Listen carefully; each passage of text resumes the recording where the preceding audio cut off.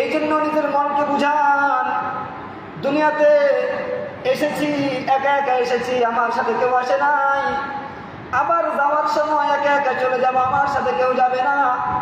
রেখে আসবে কারা? আমার আত্মীয় স্বজন, যাদের জন্য মাথার ঘাম পায়ে ফেলে কষ্ট করে করে টাকা ইনকাম করে ঘর বাড়ি করেছি। ওই সন্তানগুলো, আত্মীয় স্বজনগুলো আমাকে ঘর থেকে বের করে ওই কবরস্থানে রেখে চলে আসবে। একদিনের জন্য খবর পর্যন্ত তারা আর কোনোদিন নিবে না। ওই কবরে যাওয়ার জন্য কিছু আমাদের নেওয়ার দরকার আছে না নাই?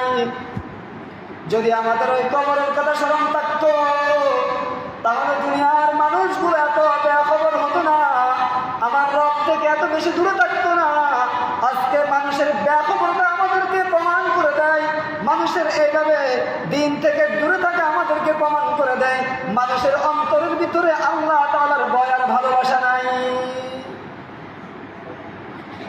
মানুষ মনে করে দুনিয়াতে আসছি, চলে যাব, যাওয়ার পরে আমাদের কি হবে?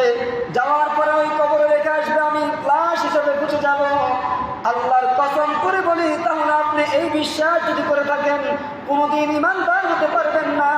একজন ইমানদার এটা বিশ্বাস করে, আমি যখন মরে যাব কবরস্থানে আমাকে রাখবে, কিয়ামতের ময়দানে আবার আমাকে আল্লাহ তাআলা তুলে আমার জিন্দেগির হিসাব নিবে কি নিবে না। এই জন্য দুনিয়াতে যদি থাকতে হয় বন্ধু, পরিপূর্ণ ইসলামের ভিতরে ঢুকতে হবে, পরিপূর্ণ মুমিন হয়ে আমি কবরে যাইতে হবে। যদি পরিপূর্ণ মুমিন হতে না পারি, আমার জন্য জাহান্নাম ছাড়া দ্বিতীয় কোনো রাস্তা নাই।